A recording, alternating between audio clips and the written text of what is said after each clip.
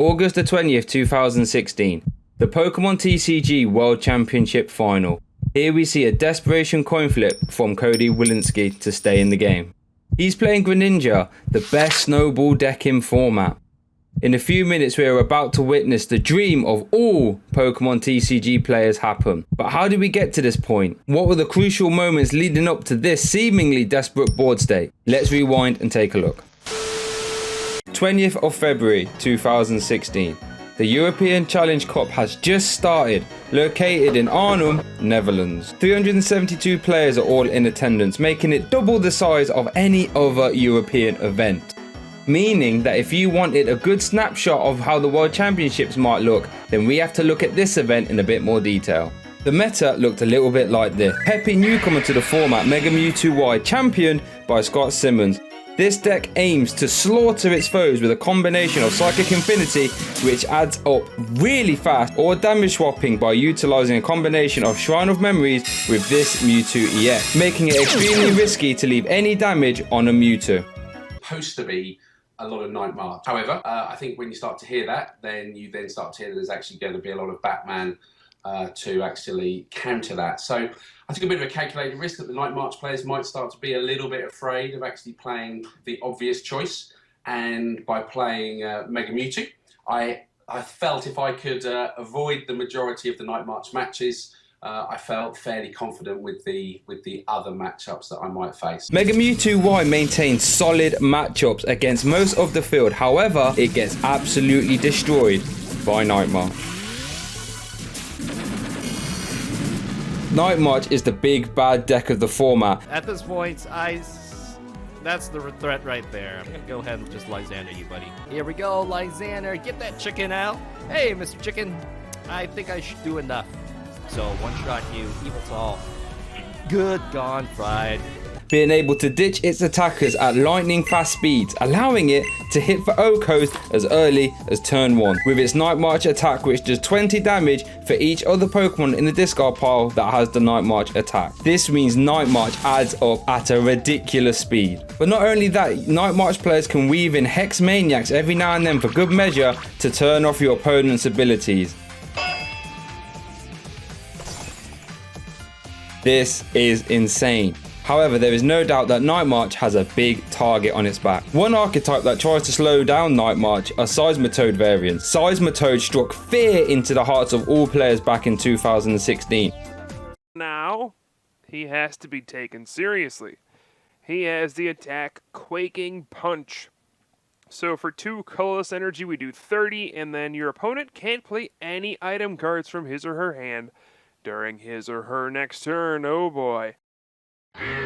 30 damage doesn't seem like that much. However, this existed at the same time as Muscle Band, meaning Quaking Punch would now do 50 damage. And 50 damage adds up rather quickly, especially when you can't play any items from your hand. If you get caught with a hand of items against Seismitoad, you might as well chalk them up and go to game 2. The most common variant of Seismitoad at the time was Toadtina. Giratina EX would be immune to damage from Mega Pokemon, which on its own was pretty gnarly. However, its Chaos Wheel attack provided a double-pronged approach which would stop your opponents from attaching Special Energy, Stadium cards and Tool cards, all whilst doing 100 damage, which was plenty enough at the time. And this Chaos Wheel was honestly enough to checkmate a ton of decks in format, including Night March.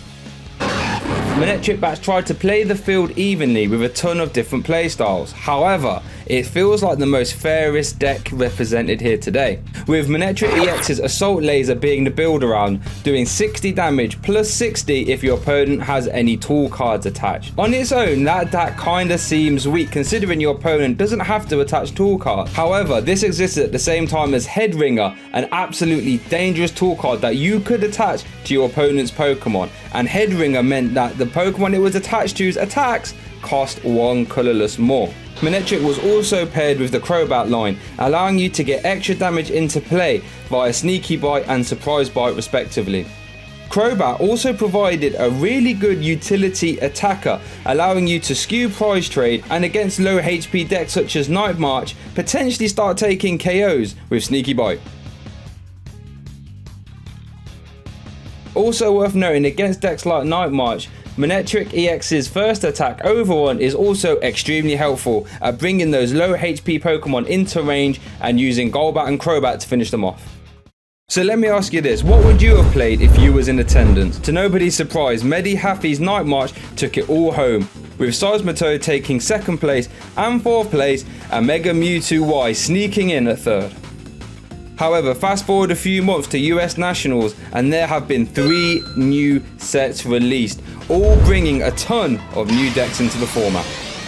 Breakthrough transformed a gutsy rogue deck Wally's Trev into an absolute juggernaut, providing item lock from as early as turn 1 via Trevenant and Wally while it's in the active, and then the break from Breakthrough providing Silent Fear attack that spreads 3 damage counters on all your opponent's Pokemon in play.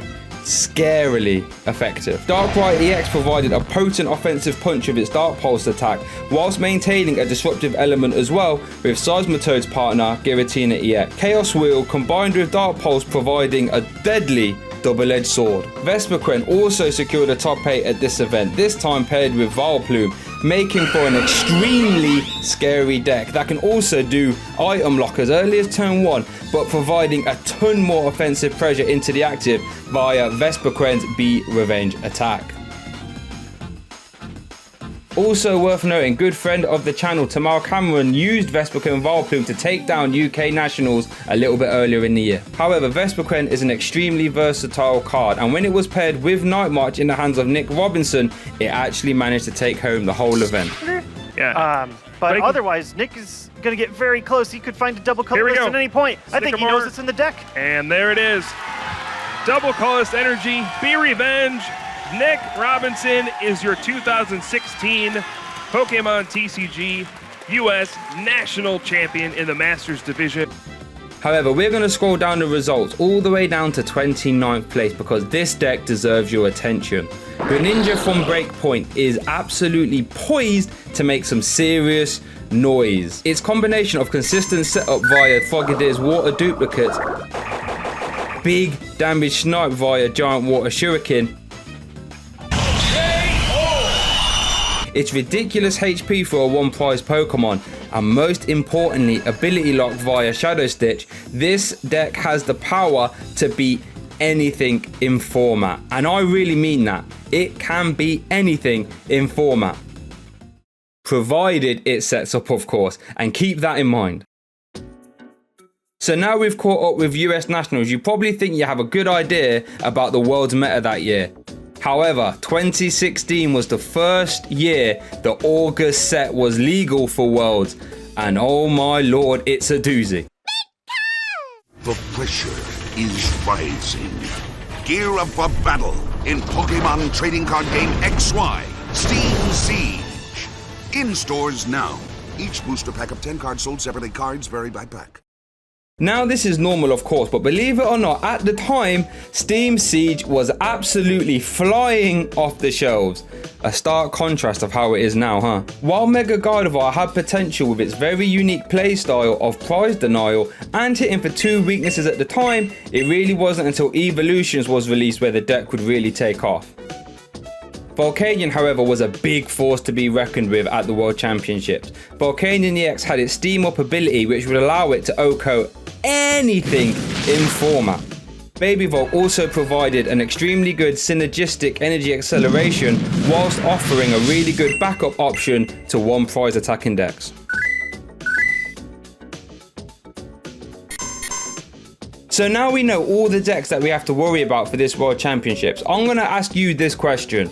What deck would you play? Would you be playing it safe with Night March, the heavy hitter of the format? Would you take a risk on the new decking format Volcanion? Sure, it's unproven, but it obviously has a ridiculously high power level. Would you want to go a disruptive route and either play a Seismitoad deck, Trevenant Break deck, or a Vileplume base deck? Or does the pairing of Darkrai's damage output and Giratina's Chaos Wheel make it too good to pass up? For Cody, Greninja's absolutely ridiculous late game board state was too appealing, and that's what he took to the World Championship. Steam Siege actually had a lot to offer for Greninja in this scenario, with Cody's list playing 4 of the Steam Steam Siege Talonflame. Talonflame would help shore up Greninja's really dicey early game by allowing itself to cheat itself into play with it via its ability, and also with its attack Aero Blitz for 1 energy doing an extremely relevant 40 damage whilst allowing you to search 2 cards from your deck, meaning the turn 2 water duplicates was almost a certainty. And you know what? This combination of Greninja and Talonflame saw Cody all the way to top 8 where we join him.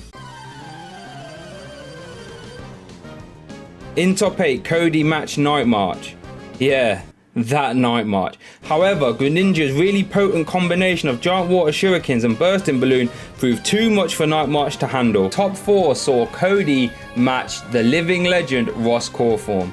Ross will certainly be a scary opponent with his 6 top 16 Worlds placements at the time, including 2 second place finishes in 2011 and 2005. And he wants to take this one all the way home, and he is only 2 wins away from doing so. Ross is playing a Vespiquen deck, tricked out with Auxiliary to help him draw extra cards, and Yveltal to help counter Night March and Trev respectively. Since Night March attacks with 60 HP Pokemon, Yveltal actually KOs all of its attackers with weakness. And since Yveltal has a big hefty HP count and also hits Trevenant for weakness, it really helps swing the Trevenant matchup back into our favour. However, against Greninja, Yveltal is as good as useless. Tall start for Ross, not great, has a 2 retreat cost. It's actually pretty bad against Greninja, only does 30 for 1 energy. You really need to be aggressive against a Greninja deck, and you just can't when you have Yveltal out there. And that Yveltal ended up costing him the game. In the meantime, I don't know if Cody drew anything, just draw pass. Because even though Cody had a couple turns of draw passing, Greninja got to its late game scenario that it loves so much, and via Giant Water Shuriken, Cody was able to take game 1, with Yveltal being Cody's last prize taken. If he draws a Greninja and a Water Energy, any of them, he can win right here. How many of each does he have left? There they are. Just enough. So there it is, Greninja, regular Greninja, going to use the average Water Shuriken to finish the game off.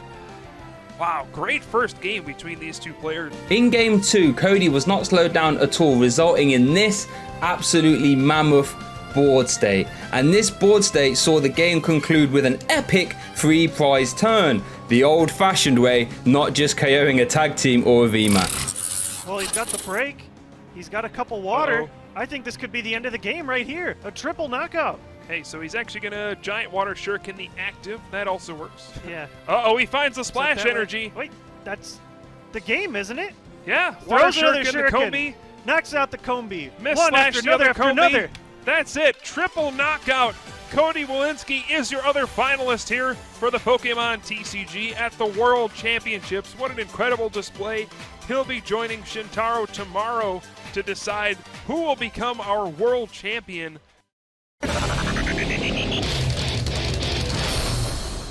However, the final is where it all comes crashing down. Facing off against Shintaro Ito's relatively unknown Mega Ordino deck. I can remember being at home watching the stream and realizing how ridiculously positioned this Mega Ordino deck is for this meta. Magical Symphony was a destroyer of worlds, bringing the pain for 1 prize Pokemon, doing 110 damage to the active and a 50 damage snipe, making for a deadly turn 2 onslaught for 1 prize Pokemon.